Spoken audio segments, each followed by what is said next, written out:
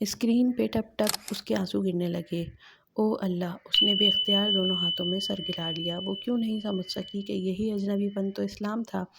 ایسی ہی تو ہوتی ہیں اچھی لڑکیاں، عام لڑکیوں سے الگ، منفرد، مختلف۔ وہ دنیا میں گم، بے فکری سے قہقہے لگاتی، کپڑوں، جوتوں اور ڈراموں میں مگن لڑکیوں جیسی نہیں ہوتیں۔ اجنبیت ہی ان کی شناخت ہوتی ہے۔ وہ ساحل کے کیچڑ پہ چمکنے والا الگ سا موتی ہوتی ہیں، اجنبی موتی۔ وہ دھیرے سے مسکرائی اور ہتھیلی کے پشت سے آنسو رگڑے۔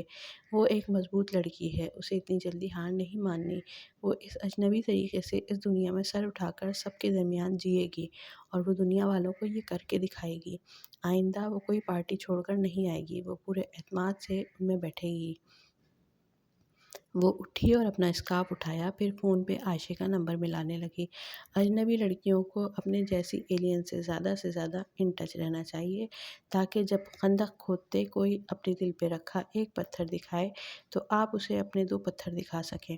السلام علیکم حیا، دوسری جانب بہاریں چہکی تھی۔ میں ابھی تمہارے بارے میں ہی سوچ رہی تھی۔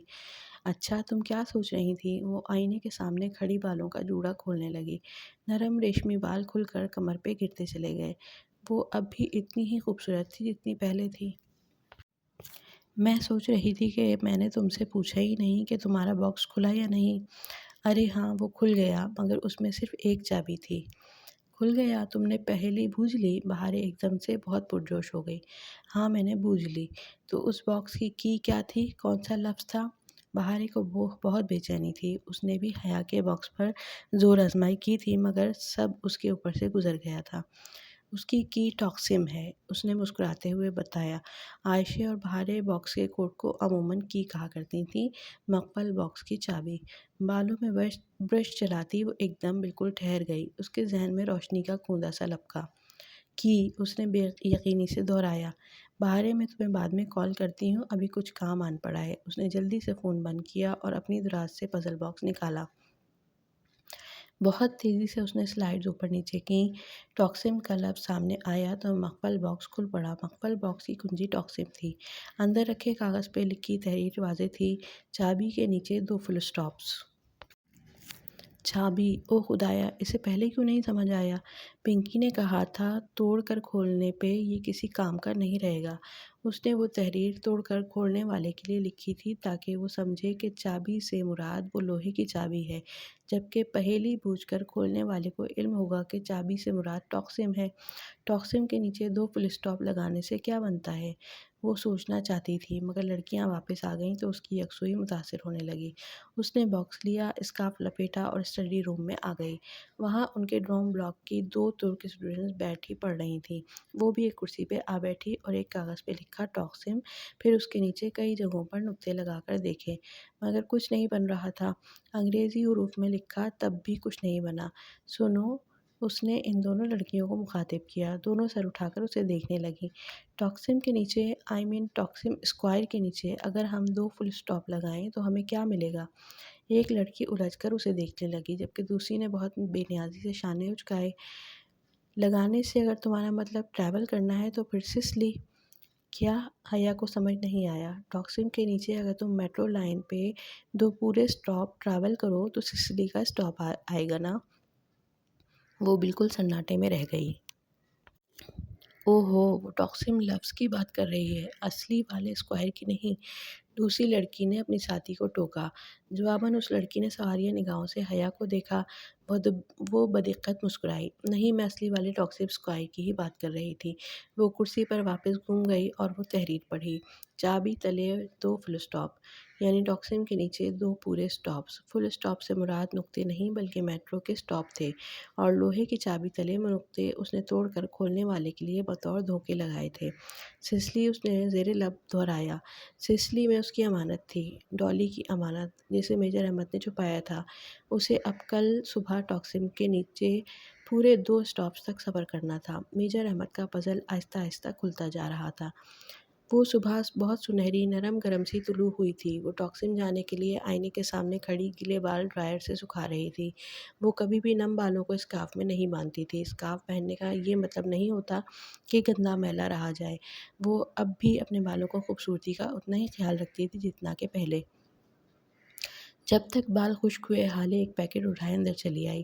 فلسطینی اسٹوڈنٹ صبح سویرے قطر جانے کے لیے نکل گئے تھے، وہ مجھے تمہارا یہ گفٹ دے گئے تھے۔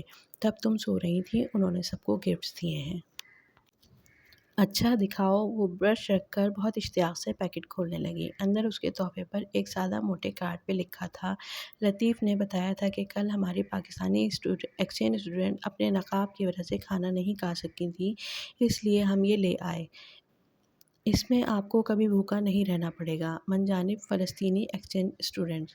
اس کے نیچے ایک سیاہ سلک کا لبادہ رکھا تھا۔ اس نے وہ اٹھایا تو وہ نرم ریشمی سا کپڑا انگلیوں سے پھسلنے لگا۔ سیاہ عبایا جو حریر کا بنا تھا وہ عام ریشم نہیں تھا بلکہ ذرا مختلف تھا۔ اس میں بہت ہلکی سی چمک تھی، جتنی چائنا سلک کے دوپٹے میں ہوتی ہے۔ آستین پہ کلائیوں کے گرد موٹے موٹے سبز پتھر لگے تھے، کسی لیس کی طرح وہ بادام کے سائز کے تھے اور بالکل زمرد کی طرح لگے تھے۔ سوائے سبز اسٹونز کی لیس کے سارا عبایا سادہ تھا۔ اس کے اسٹول البتہ ریشم کے بجائے کسی نرم کپڑے کی تھی اور ساتھ میں ایک علیحدہ نقاب بھی تھا۔ اسے کارڈ پہ لکھی تحریر کا مطلب سمجھ آ گیا، اس علیحدہ نقاب کو جس میں آنکھوں کا خلا بنا تھا، پیشانی پہ رکھ کر سر کے پیچھے پن اپ کرنا تھا۔ یوں نقاب کی سائڈ کھلی ہوتی ہیں، وہ اس سے کھا سکتی۔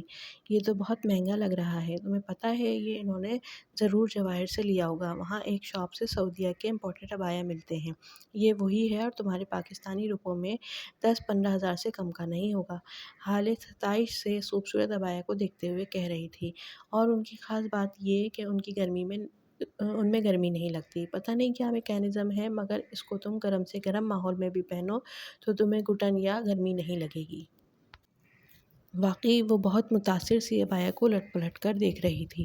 وہ اتنا خوبصورت اور باوقار تھا کہ نگاہ نہیں ٹکتی تھی۔ اس نے اپنے لباس پہ ہی اس کو پہنا اور آئینے کے سامنے کھڑے ہو کر بٹن بند کرنے لگی۔ عبایا اس کے قدموں تک گرتا تھا جیسے کسی رائل پرنسس کا ریشمی لبادہ ہو، ایک بہت شاہانہ جھلک تھی اس میں، بہت خوبصورت لگ رہا ہے۔ کہیں جا رہی ہو تم؟ حالے کو کچھ یاد آیا، اگر مارکیٹ جا رہی ہو تو مجھے کچھ منگوانا ہے۔ وہ جلدی سے ایک کاغذ پر چیزیں لکھنے لگی۔ ہاں ٹھیک ہے، لے آؤں گی، اس نے عبایا کی اسٹول چہرے کے گرد لپیٹتے ہوئے کہا۔ بس مجھے سسلی سے ایک امانت اٹھانی ہے، ذرا دیر نہیں لگے گی۔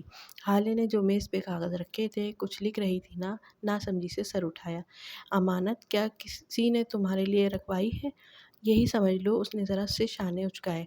چابی ہے تمہارے پاس؟ حالے نے عادتاً پوچھا۔ وہ ہمیشہ باہر جانے سے پہلے پوچھ لیا کرتی تھی کہ کون سی شے رکھی اور کون سی نہیں، مگر وہ ٹھٹک کر رکی۔ کس چیز کی چابی؟ امانت کی چابی، اس کے بغیر تو نہیں کھلے گی نا؟